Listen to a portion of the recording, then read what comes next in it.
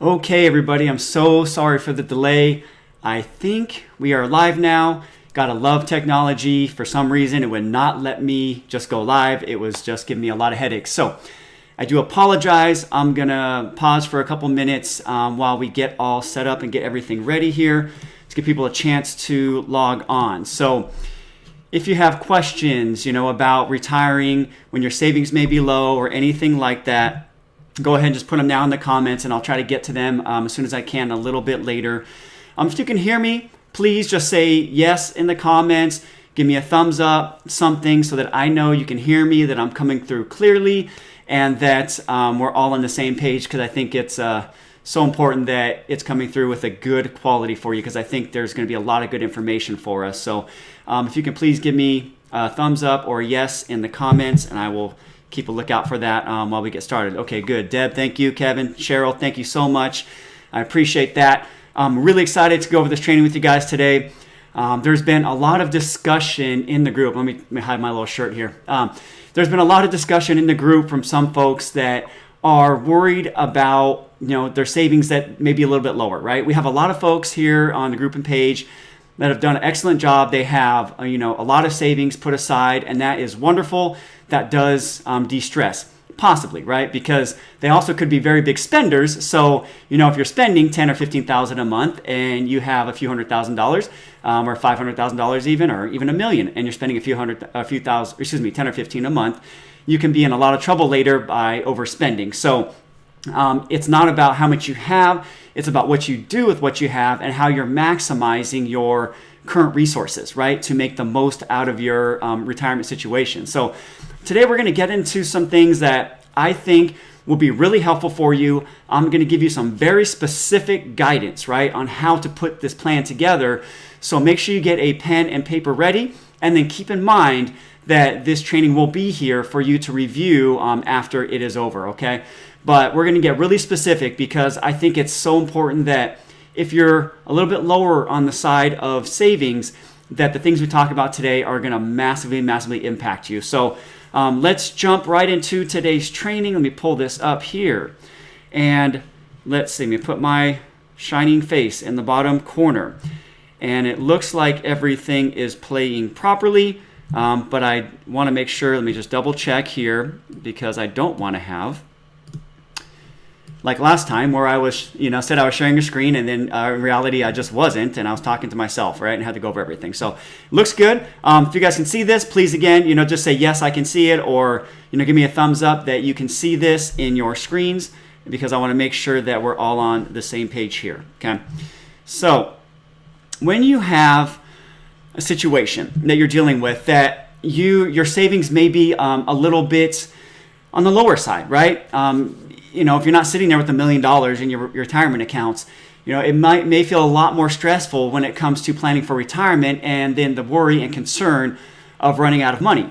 And then that can lead to other things like fear, sleepless nights, a lot of things like stress, and a lot of pressure that you may feel like this is all on you, and if you mess it up, there's no one else to help you there, right? So what I want to do today is just really try to guide you and give you some, advice and really specific activities that I think you should be doing to make sure that you are doing the best you can with what you have.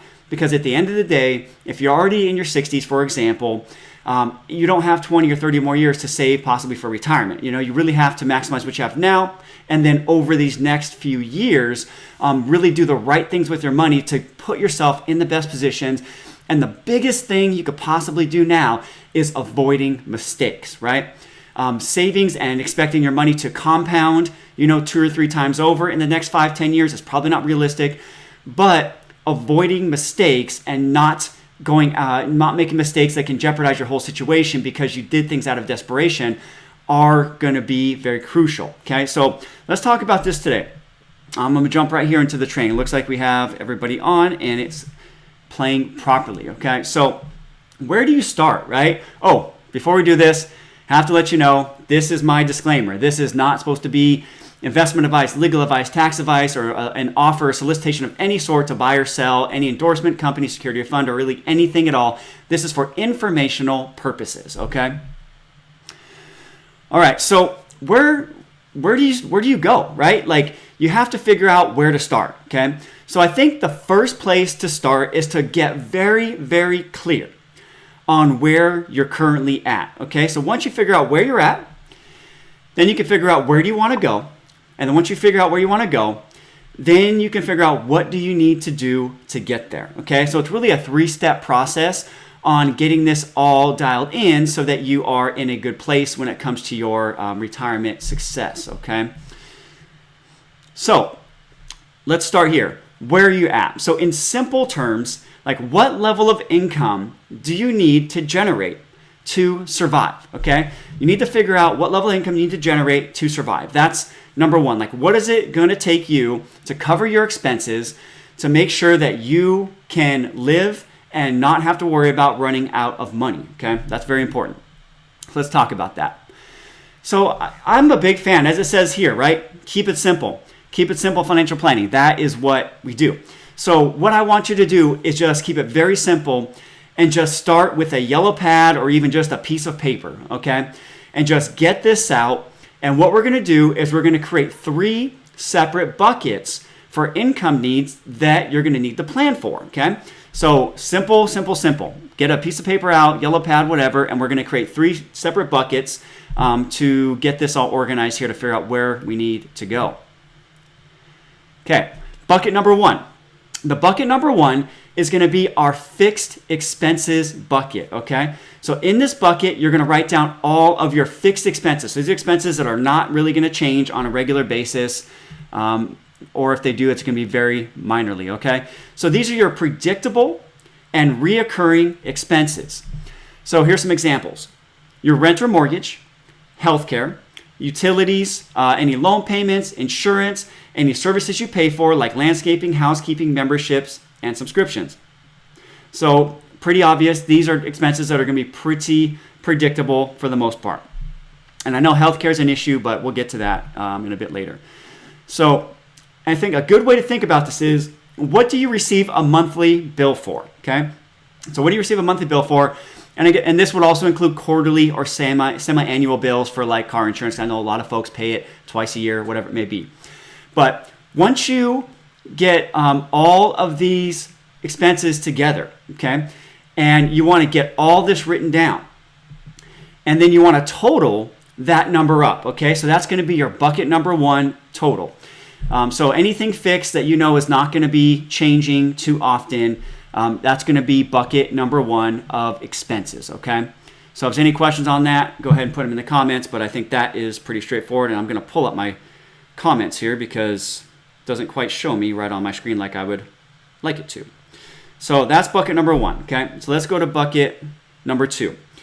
Bucket number 2 is going to be for your basic living expenses, okay? So this is money that you'll be spending over the next 7 to 14 days, you know? So every week or two, this is the bucket. You're probably gonna have to update a little more often, but you know, once you get it down, I think it'll be pretty clear on where your spending needs to be and what you should be putting into this bucket. So let's dig into bucket number 2. So bucket number 2 is the bucket that can get you in trouble if you're not paying attention, okay? But in this bucket should be things like gas, groceries, eating out, entertainment, and activities, okay? So obviously eating out, entertainment, and activities can be very dangerous, or going to the grocery store when you're extremely hungry and buying a bunch of junk that you know is not, you know, stuff you need, and it's really easy to overspend in these areas, okay? So this is a great bucket to use something like the envelope system that Dave Ramsey recommends.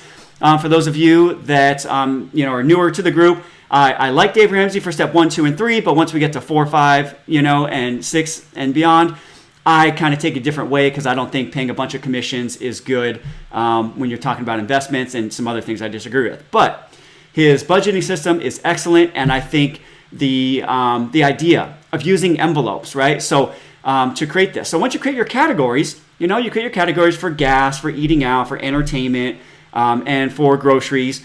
I think it'd be great to just have separate envelopes for that, right? For each category and label them properly once you create this bucket.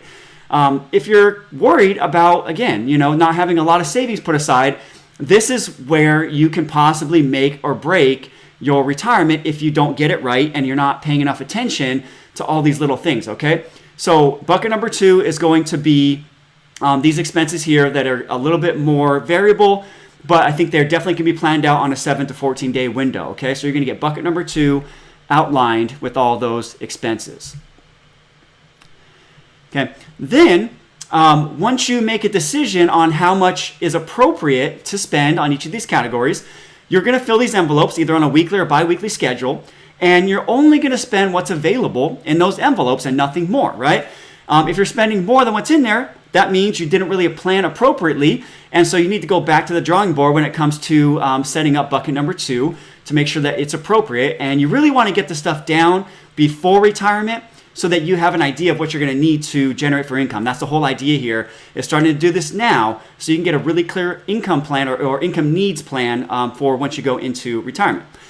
And so, as I mentioned here, this is probably going to be challenging to get completely accurate if you've never done this before and it's your first time really trying to get this stuff together. It's probably going to be about 3 to 6 months, before you really get it dialed in. Some will be sooner, some will take longer. That's okay.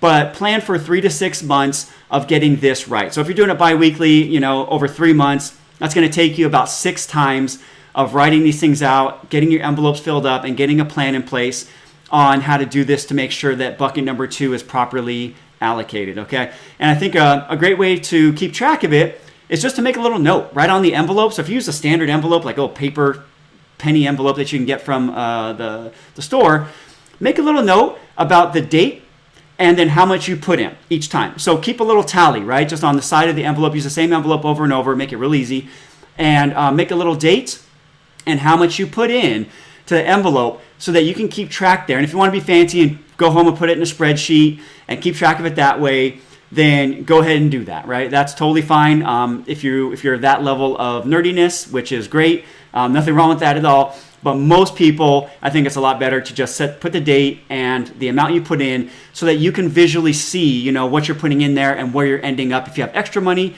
or not enough money in there when you're getting bucket number 2 sort of mapped out, okay?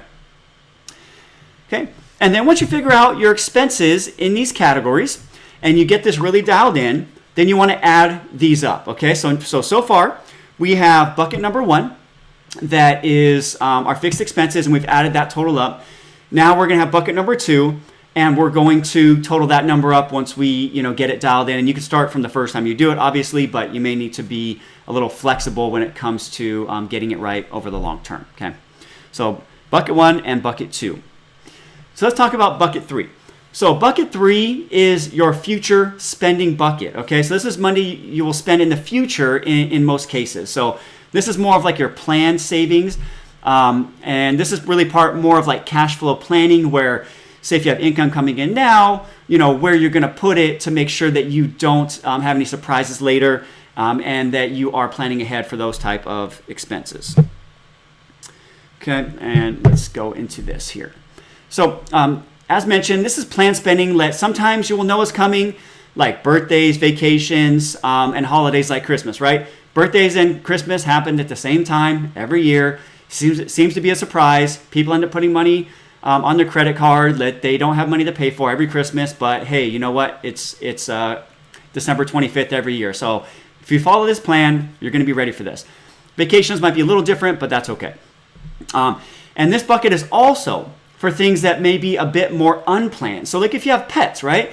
Every year your pet's going to need a checkup. They're probably going to need to get their teeth cleaned. They're going to need grooming, right? These are all things that can be planned for, but you might have unplanned things like if they get sick or whatnot. But you still want to have a thing like a pet category, for example. Also car repairs, right? Your car is eventually going to break down. It's eventually going to need tires. Every 3,000 miles to 5,000 miles, you're going to need to change the oil. Those are things that you can plan for, and this is what bucket number 3 is for planning for things like this that are coming in the future. I also think it's a good place to put a little extra money for unplanned time off from work and future home repairs, right? Because again, these things are most likely to happen at some point if you are a homeowner and if you work, and we all get sick every so often. So I generally recommend that this is above and beyond an emergency fund because emergency fund is money that I really, really, really, really don't want you to touch unless it is absolutely necessary. This is not just, emergency funds are not just for covering home expenses that are going to happen every 5 years or 10 years, right? Emergency funds are things that you just are unplanned. So I like to have savings accounts above and beyond this. And so making sure that these things are planned for, especially in retirement, because you do not want to drain your emergency fund in retirement. You want to start knowing what you need to generate income-wise to keep track of these expenses in the future. So as mentioned, this is bucket number 3, okay, and this will be for future expenses. Okay, so now you're going to total up your expenses for future spending. While we do that, I'm going to take a quick pause and I'm going to check in on comments to see if there's anything here that I missed or you feel is confusing that I can elaborate on. So let's see. Okay. So, okay, Audrey, finally been waiting for this one. Okay, good. Rhonda says Every Dollar by Dave Ramsey is a great tool, great budget app, and it's free. Great, that's wonderful. Using some sort of system is good. And Kevin says he uses a charge card for all purchases so he can get the total spend on bucket 2. I think that's great. You know, you got to be really careful. As long as you're good with credit cards, you pay them off every month, not a problem. If you're somebody who continuously does not pay them off, then a credit card is not the right move, probably a debit card. But if you are using a credit card to get some points towards your vacations and travel, can be a wonderful way to save towards that. So not seeing any questions, so I'm going to move on here to the next subject. Okay, so here's how we figure out exactly what you need to cover for your retirement expenses, okay? So your fixed expenses, which is bucket 1, plus basic living expenses, which is bucket 2, plus future expenses, which is bucket 3, equals your retirement income need. Okay, so this is what, once you figure this out, this is the number that you're going to need to be able to generate, whether it's through fixed income sources or dynamic, which I'm going to go over that in just a second. So, but you're going to need to generate this amount of money to make sure that you are comfortable and that you're going to be able to sustain retirement. Okay, this is the most important part, is that you're not hoping and wishing that the stock market does a certain level of return or that you magically win the lottery or something like that. That's not what you want to do. You want to make sure that you have a good plan that covers all of these expenses, okay? Okay, so now that you have a realistic plan on what it's going to take to cover your expenses in retirement, now we can move on to income sources, okay? So I'm going to help kind of walk you through the thought process and the specificities that you need to cover when it comes to designing your income plan. So let's talk, I'm going to start here with generating income retirement. And number 1 is going to be fixed income sources, okay? So for most people, here's the categories of fixed income sources that we're generally looking at when it comes to creating their retirement plan. Social Security, pensions, annuities, CDs, and bond ladders, okay? So these are all sources that are generally going to give you a very fixed set payment. And again, I know we have, variable annuities and things like that, but I'm talking about annuities where we've annuitized and we have a fixed payment coming in that we can use as part of our floor of income or our base income plan. And again, Social Security, making sure you time that appropriately. Pensions, same thing, picking the right pension option for you. And then CD ladders or bond ladders so that you can get that guaranteed income that you can plan with over the next 1, 5, 10, or even up to 15 years. When we build CD ladders, it could be up to 15 years of an income plan, which is very reassuring when you have that done appropriately, okay? So we have fixed income sources. Then, in addition to fixed income sources, we're going to have dynamic income sources. The reason I call them dynamic is because they're probably going to fluctuate, right, a little bit more, especially if you have money that's invested. Don't get me wrong. You can build these so that you have, more consistent income. But you're going to have something like, say like a bucket strategy that we've discussed here many times, where you have short-term money, medium-term money, semi-medium, and then long-term money. But this is going to fluctuate a whole lot more, obviously, than your fixed income sources like Social Security or like annuities, right? Those are going to be fixed pretty much for life with cost of living adjustments if you are so lucky to get those. So now the second thing we want to look at is our dynamic income sources when it comes to building this retirement plan, okay? So here's where you're really going to need a specific plan, right, for your individual circumstances. There's no one size fits all on this because everybody has a different level of savings.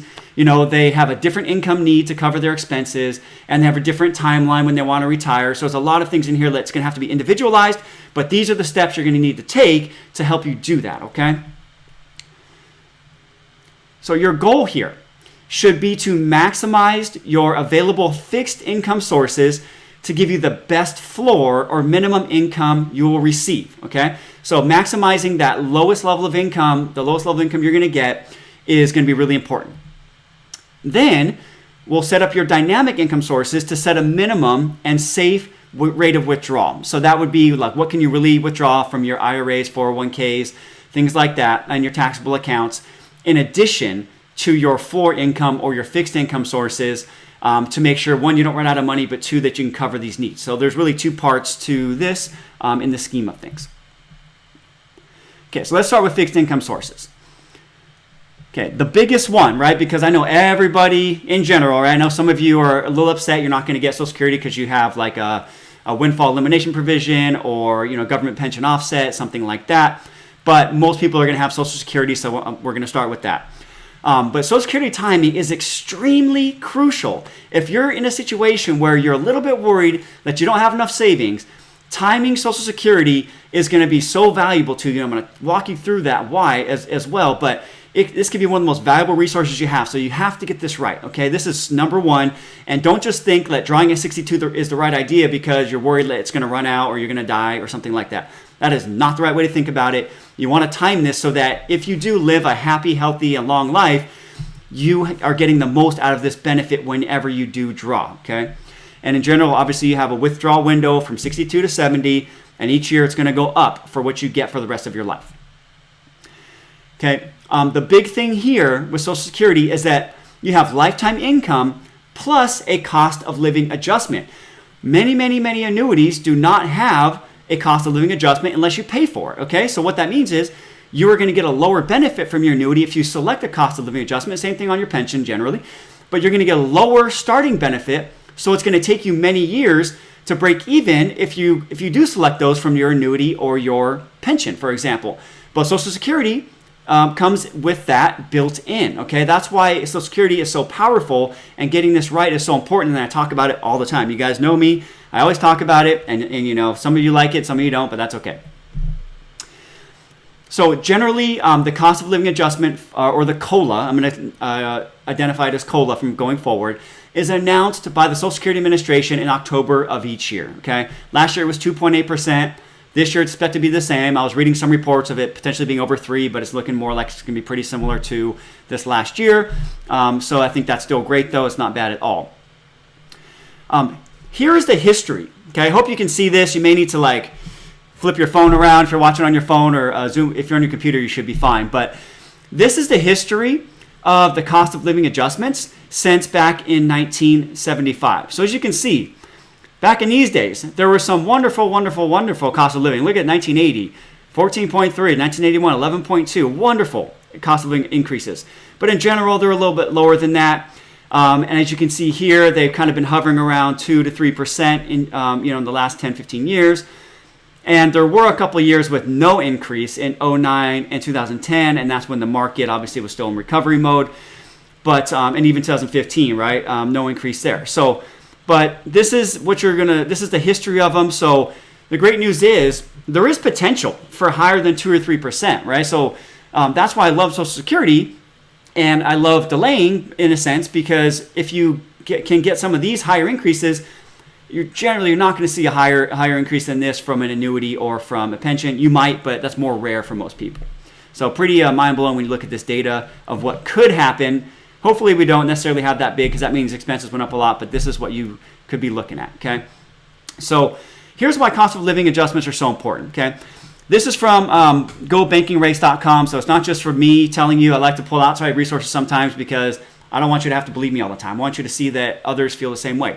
But cost of living adjustments are critical to ensure that recipients do not see their benefits diluted due to the effects of inflation, okay? Even in modest inflationary environments, the purchasing power of money can be significantly impaired. An example can be put into this principle into sharper focus. So I want to talk about from January 1997 to 2017, the yearly rate of inflation has averaged just over 2%, which is not huge in the scheme of things, okay? So seemingly, this is a minor change, right? So a haul of groceries costing $1,000 would cost $1,021 the following year. However, over a 10-year period, even a low inflation rate can tremendously increase the cost of living. Using real-world figures from the Bureau of Labor Statistics, what took only $1,000 to buy in January 2007 would cost almost $1,200 in 2017, or nearly 20% more, right? So if you say, for example, put all your money into an annuity and you're getting a fixed payout with no cost of living adjustment, and you take your Social Security early, well, keeping up with inflation and the cost of groceries in general is going to be difficult, right? So you're going to be buying less and less over this time. And think about it, not only over a 10-year period, but maybe your 20 or 30 years. If you're thinking of retiring at 62, there's a very good chance you could live into your 90s, right? That's happening a lot more often these days. And over the next 10 years, it's going to be 100 and 110 and 120. So without a COLA, or cost of living adjustment, you would have effectively faced a 20% cut in your Social Security income. So over 20 years, from 1997 to 2017, your purchasing power would have dropped by more than 52%, okay? So it's pretty mind-blowing when you look at the numbers of what sort of effect inflation can have on your income and your retirement income situation without considering a cost of living adjustment, which, again, most annuities don't have.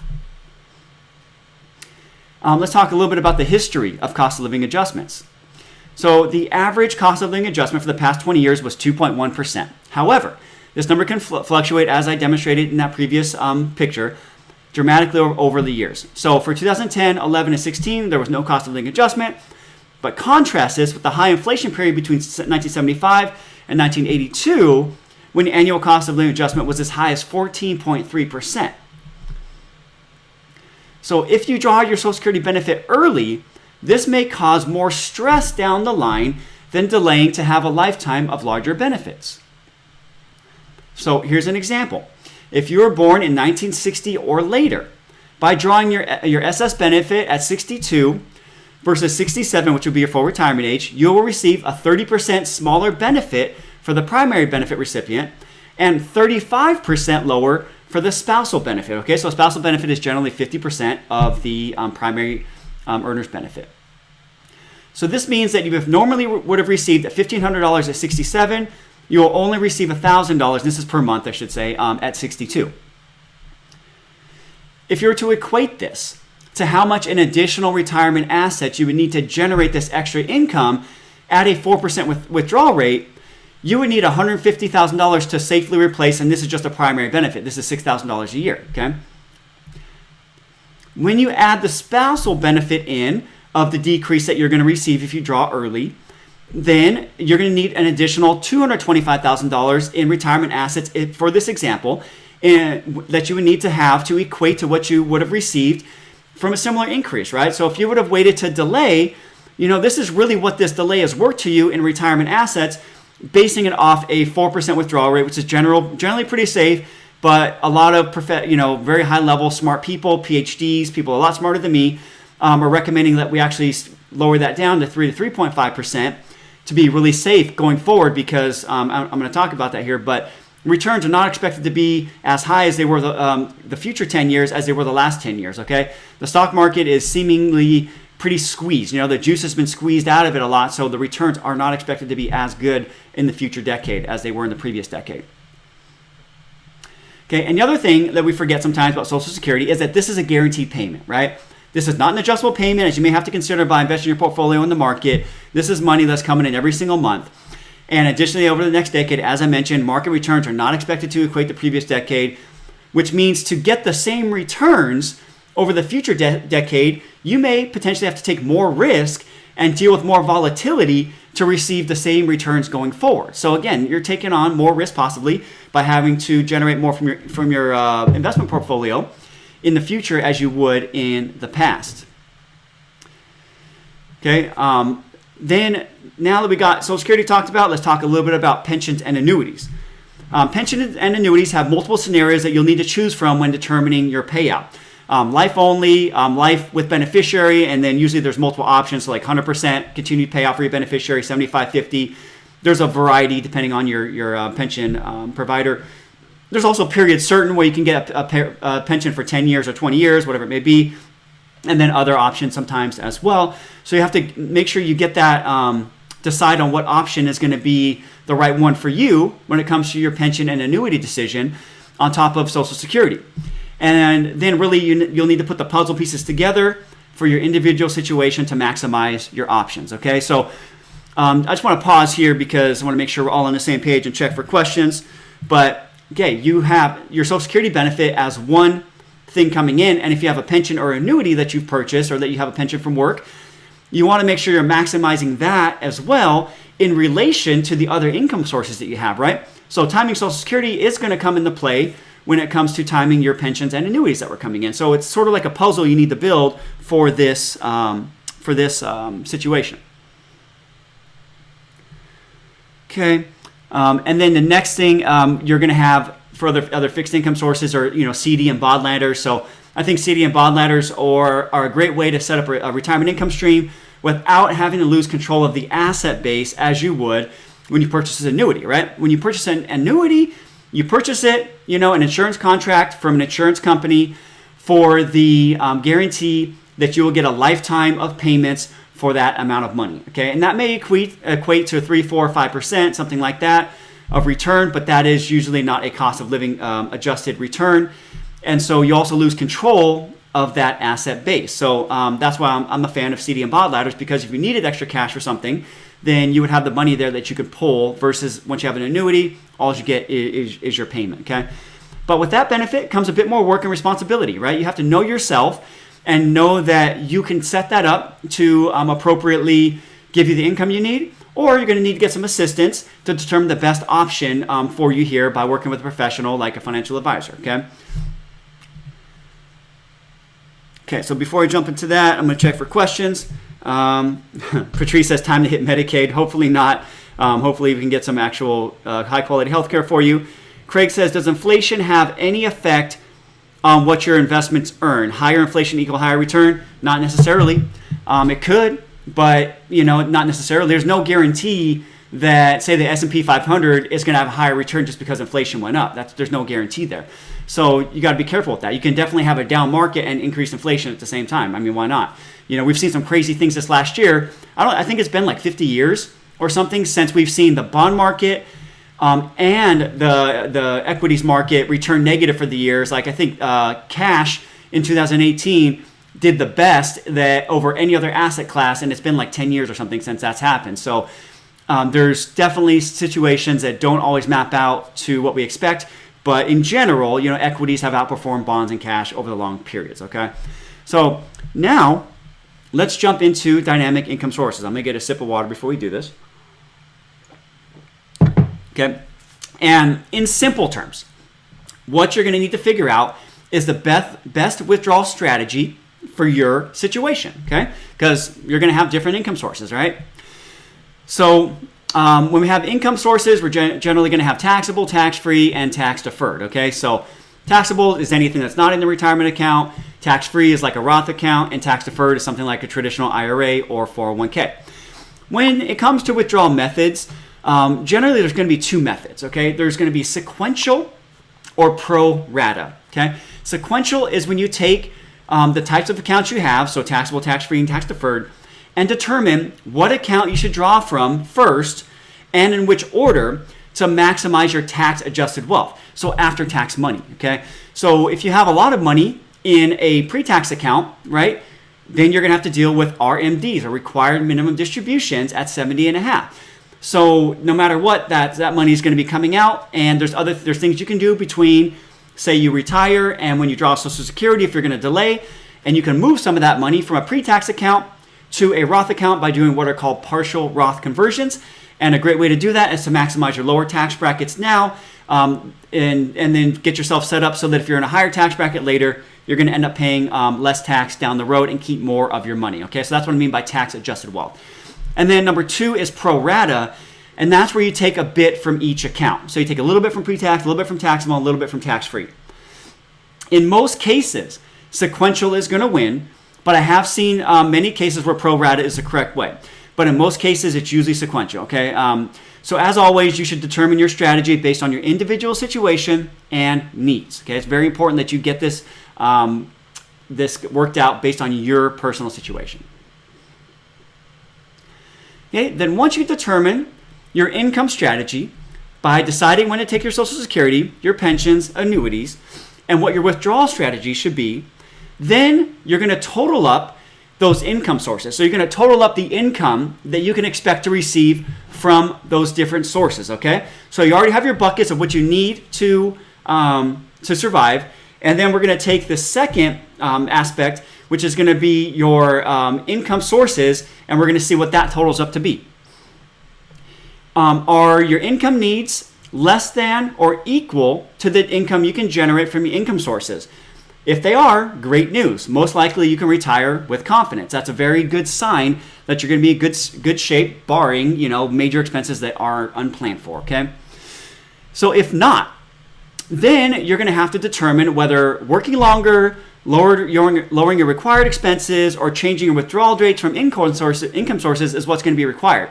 So this is where, you really need to dig in and figure out what puzzle pieces or what levers are you going to pull and in which order to get your income plan to work out to get yourself in a very confident situation for retirement, okay? So this, again, takes a little bit of playing with the numbers, and that's basically what we do, or that's what I do, essentially, to get this to work out for folks. But you could do this yourself if you like, but you have to work through all those things I mentioned first and then get to this and make sure to see where you're at and then what level of confidence you have when it comes to your retirement. Let me pause real quick. I see a good question here. So Lynn asks, how do you decide whether to take a monthly pension or a lump sum? So I think that's a really good question. Multiple ways. Okay, so there's multiple considerations when you decide to take a pension or a lump sum. Lump sum can be great because you own the asset base, right? So let's say you're fearful that you're going to pass away early and you're not going to get a bunch of payments from your pension. Well, then if you take the lump sum, you own all this money now, right? You own all the money, and that money could be used in greater proportions, or it can be left for heirs. Maybe it's your spouse behind; they have a lump sum to pull from, versus a pension which may die with you when you pass away. So that's one thing to consider. The other thing to consider is where's your risk tolerance at, right? If as far as investing that lump sum to generate income, if you have like this extremely low risk tolerance, well, maybe the pension might be better for you, okay? And then another thing to consider is if you were to look at if you were to equate, what your pension would give you in an average rate of return, that's something to look at. But what I think most people forget is most pensions don't have a cost of living adjustment. So they say, oh, okay, well, my pension is going to pay out 6% per year. That's a really good payout per year, and so I'm going to take that. But what they forget, it's only 6% the first year, right? And so it's 6% of what your initial asset base would have been for life.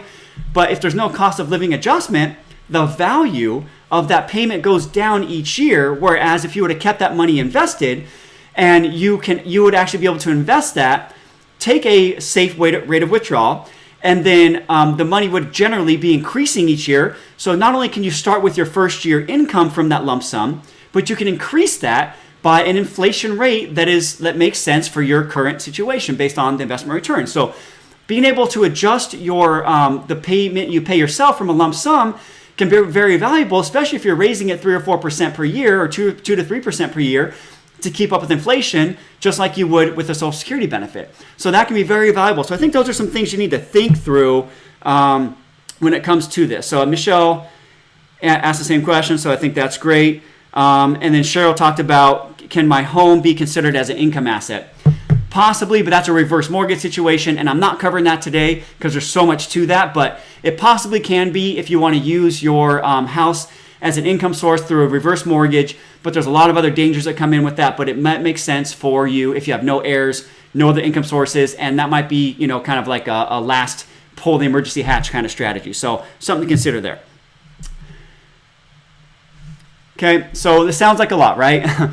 So I know we covered a lot today, and it definitely can be, but this, the reason why I'm doing this, because one, I want to show you that if you want to go do this on your own, here's a step-by-step strategy. No problem. Get out your calculator, do all the math, figure this all out. But if you want some help, okay, and you're in a situation where you're trying to find a financial advisor, for example, and like you're trying to listen to my guidance and you try to find a fee-only fiduciary to work with, well, most of them, honestly, will not work with you unless you have a certain level of assets, right? You need to have $500,000 or $1 million for most people. You may be able to find some that work for you hourly, but it's actually really difficult to find that. And in all honesty, it may end up costing you more because you're going to probably pay $150 to $300 an hour for assistance, okay? So here's what I have for you. You may have heard us talk about it before, but right now I'm collecting interest forms for a group retirement program, okay? I'm gonna bring on probably myself, a couple other CFPs to help out, and we're gonna help you work through all these calculations and get all these things for you, but I'm gonna go over more detail later. Right now, I'm just trying to see if there's interest, okay? If there's interest there, then I'm gonna do this program. If there's not enough interest or not enough people to do it, then it might not make sense, and this might all be for nothing. But at our current level of interest, I probably couldn't serve everyone that we have now, but what I'm doing is taking applications on a first come, first served basis. So if you'd like to be considered for this program, and get help with your Social Security timing, get help with your income strategy, get help with your pension selection strategy, your annuity selection strategy, all these basic outputs. And on top of that, healthcare consulting, okay? I have a healthcare consultant that will come in and work with you on a one-on-one and help you design a healthcare plan or find a healthcare plan that is affordable. And again, we're gonna talk about a lot of this later, but I need to get people that are interested with an interest form first so that I can contact you and discuss with you one-on-one if it's going to be right for you or not. Then I highly recommend you go here to keepitsimplefinancial.com/group, fill out an interest form. It's just basic information, what you need, and then what I can do to make this a world-class program. That's all I'm asking for in this particular interest form. But fill this out, and then once we get closer to launch, which we're looking at, 2 to 4 weeks probably, well, not really 2 weeks, probably 4 to 4 weeks or so, then I'm going to contact you with the next steps and let you know what it's going to look like and what the programs will offer us in specifics and everything like that, okay? So, who's this program for? This is mainly going to be for folks with more simple situations. So if you have multiple businesses, multiple real estate properties, or other tax complexities, this is not for you, and you should consider working with us one-on-one or finding someone to work with one-on-one. That's what not this is for. But if you have a more basic situation and you need help with anything we mentioned here, so creating an income plan, so Social Security timing, when to take your pension, which option to choose, figuring out an asset allocation that's appropriate for you. So that means how to set up your retirement or your investment accounts that's appropriate for you based on your risk tolerance, your timeline, your goals, and much needed healthcare consulting, then this program may be for you, okay? I really tried to design something that's gonna help people that we can help that maybe don't have a big asset base or maybe need a lot more help, but you need specific answers to these questions, then this might be for you, okay? So if you're interested at all, definitely highly recommend you go here and you fill out a form so that I can get you set up to discuss in more detail later down the road if this can be right for you, okay? So once again, if you're interested in being considered, go to keepitsimplefinancial.com/group to submit your interest form, and I'll contact you with the next steps in the near future. For those of you that have already filled out a form, I looked and only about half of you have opened your emails to see what I've given you as far as an update. So go ahead and check that out. Look in your spam, look in your promotions folder. If you've already filled out a form, unless you just filled it out recently in the last couple of days, I know there was a few people. I have to get to you on those, but if you're a part of the initial group, you should have received an email with an update already. So I'm going to open this up now for questions to see what other questions you have, what I can answer for you, and what other things you need about anything I talked about today, okay? So Linda asked, how do you figure out your RMD? So RMD, again, is your required minimum distribution, and that is what you need to take out starting when you turn 70 and a half and going forward. And if you do not take it out, then you will be penalized at 50% of the amount that you were supposed to take out. So if your withdrawal is supposed to be $4,000, you will get an extra penalty of $2,000. So you want to make sure you get this right.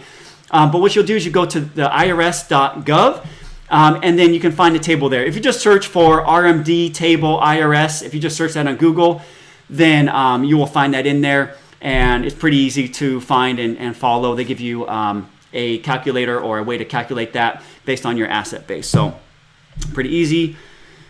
So I am not seeing any more questions here that are coming through. So, Cheryl asked, can one have too much in cash? Yes, absolutely. Cash, right now your best bet is going to be earning 2% in an online account somewhere, 2 point something. Most of you probably have it sitting in a big bank like Chase Bank of America. They're paying 0.000001.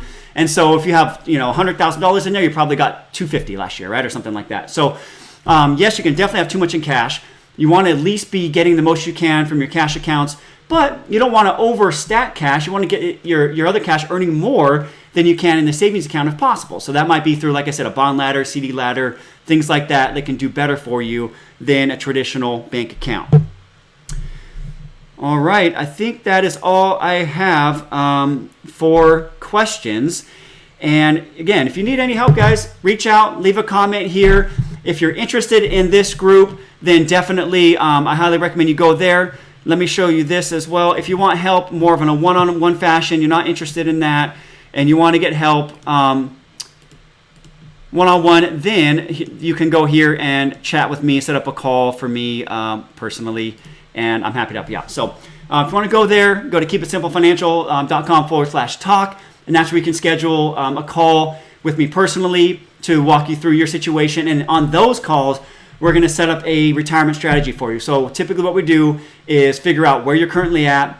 I ask you a lot of questions about things that you've done or haven't done, and then I'll give you an outlay of a strategy that you need to do before you retire. And if you want to do it on your own, great, no problem. If you want my help, then we could discuss what that would look like.